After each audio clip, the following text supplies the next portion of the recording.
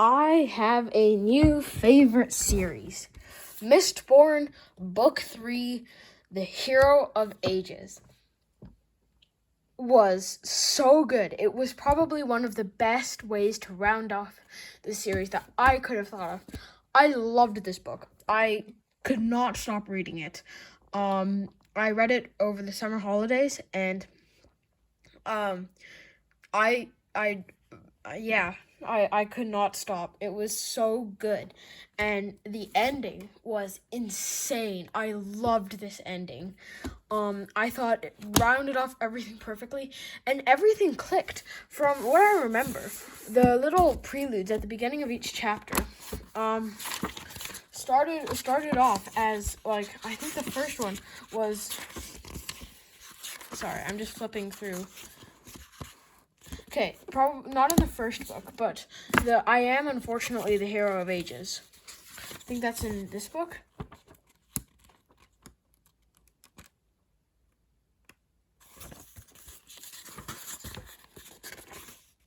Yeah, so this starts with I am unfortunately the hero of ages, and it ends with, before I get started with this is a spoiler review.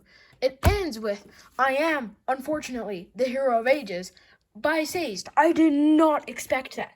He took something that wasn't a mystery because it was just sort of a background thing and just gave us this solution that blew my mind. It was so, like, as you can tell, I really enjoyed this book. But I did not expect Sazed? I'm going to say Sazed. I know Michael Kramer says Sazed.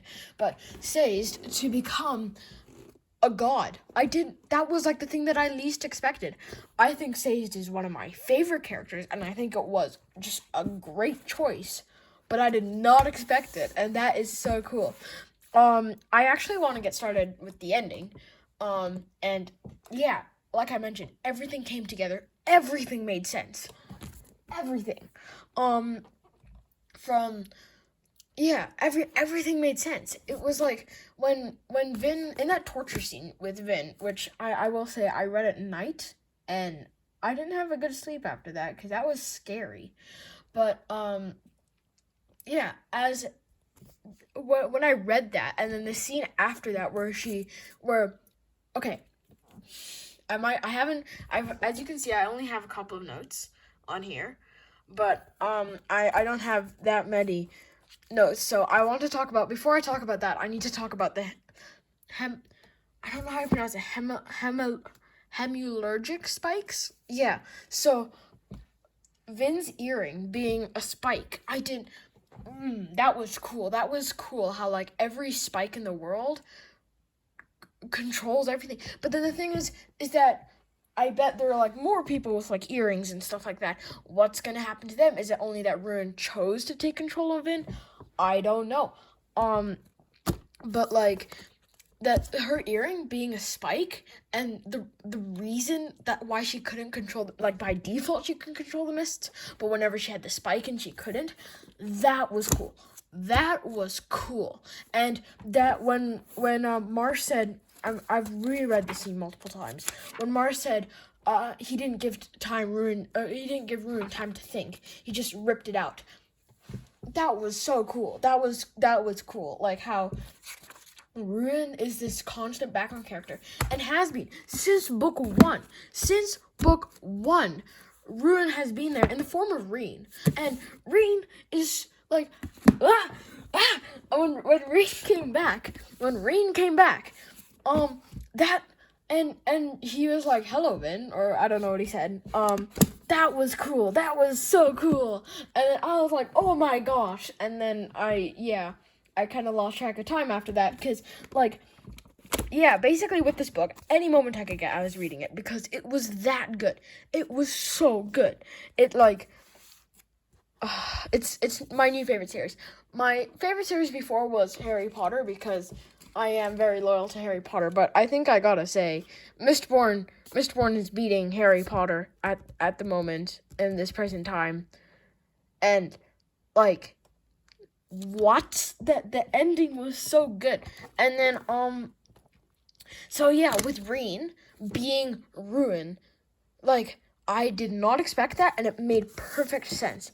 It made absolute perfect sense. And, like, and then when Ruin would shift back between Reen and himself, that was cool. That was cool. And, like, I bet there's so many hidden meanings in that I don't know right now. And I really want to talk to someone about it. But, like, no one I know has read Mistborn other than, like, 2 people, and I haven't got to talk to them yet. And so I just need to sit down for like 2 hours and just go through this book with someone else. But I'm just gonna tell you like some of my favorite parts right now. Like, so, okay, Spook had major character development. Like, he had good character development in book 1 and 2.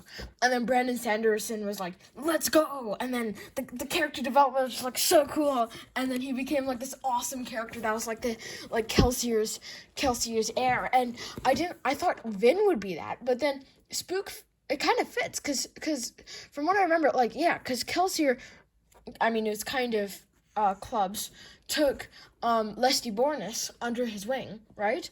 And then Lesty Bornis became Spook. But although it was clubs, Kelsier had a big hand in that, and Vin only came like later on. So yeah, but for the most part, having Spook be Kelsier's heir, that's cool. That's really cool. And then the politics in this with Yeoman and like all the cities and Elend trying to take control of them. Like Elend's character development as well is so good because like he's trying to find the balance between being like this like always good, this like whole like idealist sort of person and trying to balance that with I have to be emperor, I have to be realistic. I can't make everyone happy. That balance was cool as heck. That was like, oh my gosh, I loved that. And oh yeah, this had nothing to do with Mistborn right now, but I just wanted to say my weekly update. I'm sorry that I haven't been very consistent with it. I'm going to be consistent from now on, I promise. The reason that I couldn't get the one that I recorded one, but I couldn't export it because DaVinci Resolve wouldn't export the whole thing, so I can never just get the whole thing done. But I'm no longer gonna edit my videos for now just because it's too much friction to do it. So from now, I'm just like you expect to see more regular content from me. But yeah, so like Spook and like okay, so Kellyan, sorry, I'm just flipping through the book and getting reminded of all the cool things in this story. So Quellion, the citizen, he was cool. He was ruthless. He was dumb, but he was like a manifestation of Kelsier that we got glimpses of in Mistborn, but in book 1.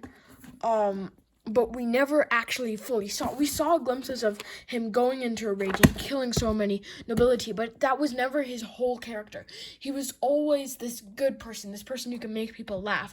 And then we have the citizen, who's like that dark side of Kelsier, that person who loves to kill, who's driven by rage. And Beldra was so cool as well, because she was sort of like Quellion's sort of like not really alter ego, but kind of like it's kind of like if Quellion was the devil on like someone's shoulder, then Beldra would be like the angel on someone's shoulder because she was like the exact opposite, and that was cool. That balance was cool, and I know these like tropes, but I don't mind it. I think it's cool seeing it manifested in characters that seem so human. They seem, all of them have, none of them are ultimately good people through and through. They all have flaws. Like Vin, she did good things, right? But she has flaws too, right? And that's a good thing because it makes the characters human. So yeah, and oh, Marsh is now and has been rocketed to one of my favorite characters. His battle with his own mind with Ruin is so cool. Like that, when the voices would go back and forth in his head in that one torture scene. Yeah, here it is. I just accidentally flipped it. That's kind of cool. So how how he flipped back and forth. So Marsh watched her scream, listening to its sweetness. He smiled and then reached down for her unbroken leg, and then so that's the ruin part of him, and then the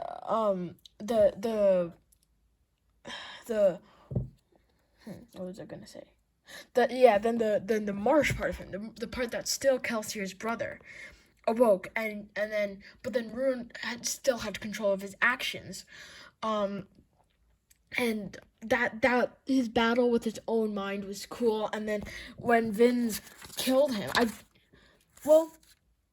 so wait, I just need to revisit something. So Vin like pulled out the spike in this chapter, right?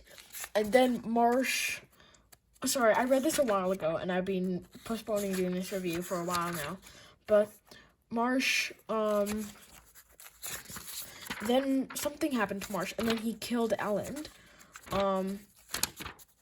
So Vin becomes a god, talks to Ruin, and then I don't think it actually says what happened, but Marsh comes back, right? And he kills Elend, and I am so sad that Elend died, but at the same time, like, he had done what he needed to do, so as cold as it sounds, there's no need for him to be alive anymore for the story, because that moment when he was like, you played yourself, and then Marsh realized and Ruin realized that his body was gone because Elend had burned it. That was cool. And the scene where he was like, Elend was a god because it was his first time burning Atium. That was cool as well. Sorry, I'm saying cool way too much. Just if you've read Mistborn, which you should have if you're watching this video, because I've just revealed so many spoilers. You know how cool this book was, and oh my gosh. Okay, so yeah, that was cool, and then I have some other stuff. So yeah, this last book was ruthless. It did not hold back, not just in like violence and death and just like how much there was to the plot and how extreme some of the characters came, but also in just like the plot twists after plot twists, and like everything was so cool, and like it did not hold back on like characters and plot. The plot was interesting, setting was interesting, so much lore was built up around the story, around the settings, around the caverns, around the purpose of the Lord Ruler. This game, it was like, I think this book did exactly what it wanted to do. On the back it says, or on the front it says, killing the Lord Ruler was the right thing to do, wasn't it? Right? And then and so this book made me think, should they have killed the Lord Ruler? Was the Lord Ruler actually doing the right thing? So that's why I really want to reread this first book. Not only is because the first book is just amazing and a nice thing to just sort of like fall into the world of, and it's just so nice and charming. Then the second book, I have to say, I think the second book's great, but it's my least favorite. This is my second favorite. These two are actually tied. But then this is, this one was a bit slower. It did have a mystery, which I did actually predict. But yeah. Did I publish my Well of Ascension review yet? Oh, I haven't. I still need to edit that. Okay, I might not do that. But yeah, short review of this book if I don't do that. Loved the story in there. I predicted the mystery, which I am very proud of. A bit too much politics. It was very slow.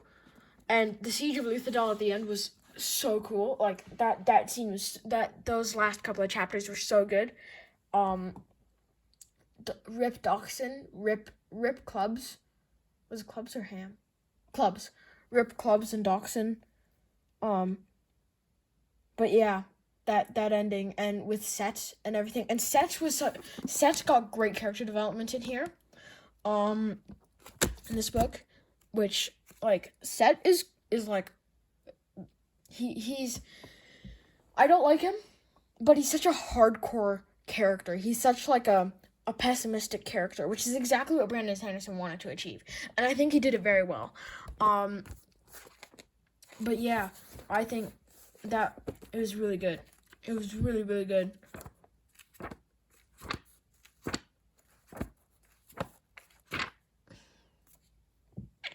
What else did I want to talk about? Oh, Conjure. Conjure was so cool. With Conjure, like that whole thing with like the first generations coming out to the second generations and being like, no, you're not in charge yet. You can't dismiss Tensoon. That was cool. That was really cool. And yeah, that those last couple of the whole sort of Tensoon arc, that his character is so cool. He's such a cool character. With sorry if this isn't a very coherent review.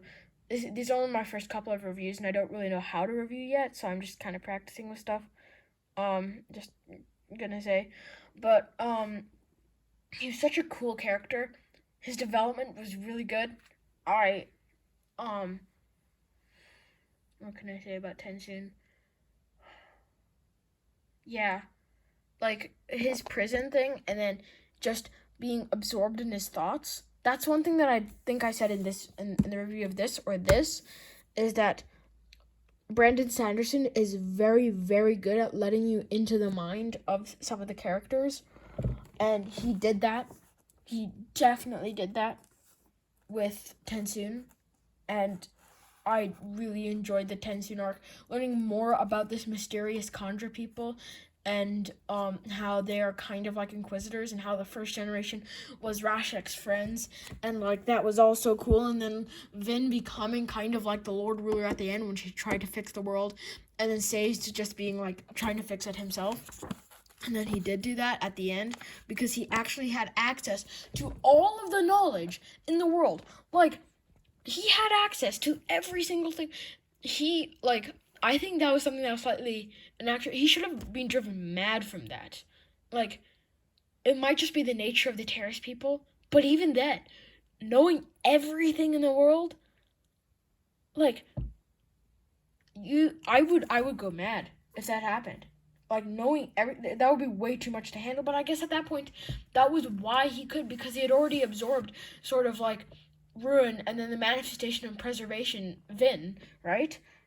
Well, she wasn't really like, so basically Ruin and Vin, and so maybe he was able to handle it. I don't know. I haven't read Era 2 yet, and I really want to. I put a hold on it in the library. But yeah, this book was really good. This book was so good, and I loved it. I feel like there's a million things I didn't talk about, which I would love to talk about, because there's just so much of this book. The characters I loved the characters. I loved the plot. Setting was great. The world building, Brandon Sanderson is the master of world building. How could I not love what he wrote? So yeah. I love this book, and it's now my favorite book.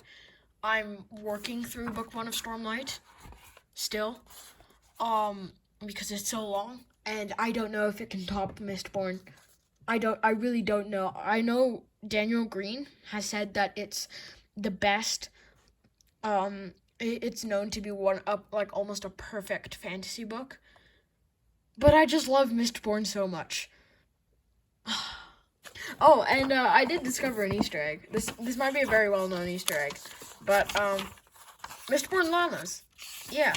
Okay, so the Mistborn llamas was in the encyclopedia. Since Brandon's former writing group, and I discovered another What is the Hoid again? I forgot what the Hoid was. I'm gonna look that up after I'm finished this. But as you can see, it says Hoid. But another Easter egg was when they're talking about slows. Here, let me just find it.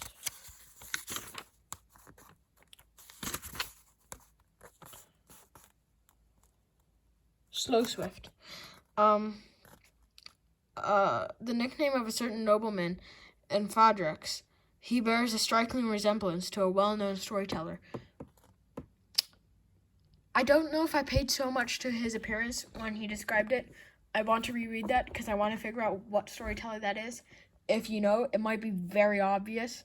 Let me know in the comments. And yeah, that's about it. I really, really like this book. And what am I going to be reading next, now that I've finished Mistborn? So, like I mentioned, I want to finish Stormlight. If I can read one of the Stormlight books a month, and then so I can finish book 2, and then I can squeeze book 5 in there. Is book 5 out? So, if I can finish the 4 books in the remaining months of the year, then I'd like to dedicate 2022 to Wheel of Time and then part of 2023, because I think I can probably manage like 1 book a month of Wheel of Time. I'm not a very fast reader, but maybe if I do it on audio, I have a 1 hour commute every day, so I could do it on audio. But yeah, I'd like to read Wheel of Time next year, hopefully. But there's so many other series I want to read. So finish Mistborn. At the same time that I was reading Mistborn, I was reading this guy, Skullduggery Pleasant Dark Days. I need to do I think I might do a review for Skullduggery Book 3. Sorry, I'm just going to set you down for a second. Skullduggery Pleasant, the Skullduggery Pleasant books are also really good. I don't know if I will, because I read book 3 after reading book 1 and 2 a while ago. I didn't really want to reread book 1 and 2 because I've read them several times, but that was a while ago. So maybe once I finish the series, right? Then I can do like a series review, or I can go back and read book 1 and 2. I can do like a re-review of some of the books, right? But yeah, I might do a book 3 review. I might just start from book 4, because it's been so long since I read it. I finished The Hero of Ages like 3 weeks ago, and I finished Skullduggery Pleasant 3 weeks ago, or like 4 weeks ago. And so my thoughts have kind of just gone into my mind and are kind of just resting there now, and I don't know if I can bring them back up, but I'll do one for book 4. I think I will do one for book 4. So yeah, that's what I'm reading. That's what I've read. This is Polaris, signing out.